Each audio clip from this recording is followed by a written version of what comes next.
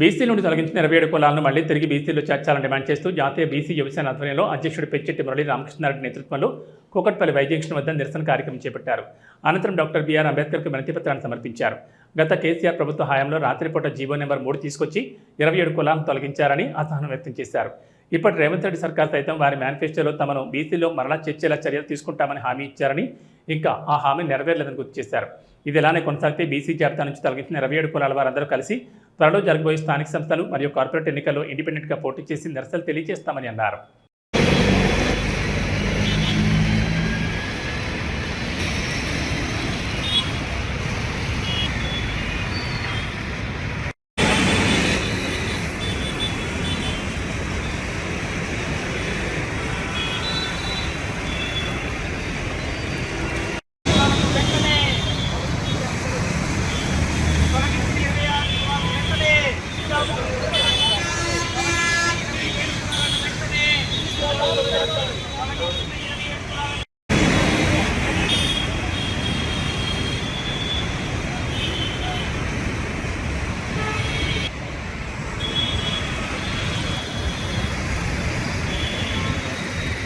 రాజ్యాన్ని పరిపాలిస్తున్న పెద్దలందరికీ నా విన్నపం, మా కులానికి జరిగిన అన్యాయాన్ని ఇప్పుడైనా శ్రీ రేవంత్ రెడ్డి గారు మా కోరికలు తీరుస్తారని మనస్ఫూర్తిగా వారికి మా విన్నపం చేసుకుంటున్నాం.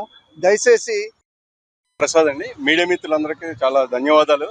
మా బాధని విని మా బాధని మీరు ఒక చీఫ్ మినిస్టర్ ఎవరి వరకు తీసుకెళ్దామని. ఇప్పుడు కేసీఆర్ గారు చాలా ఇతిహాసాలు పురాణాలు సంక్షేమ సంఘం రాష్ట్ర ప్రధాన కార్యదర్శిగా ఉన్నాను.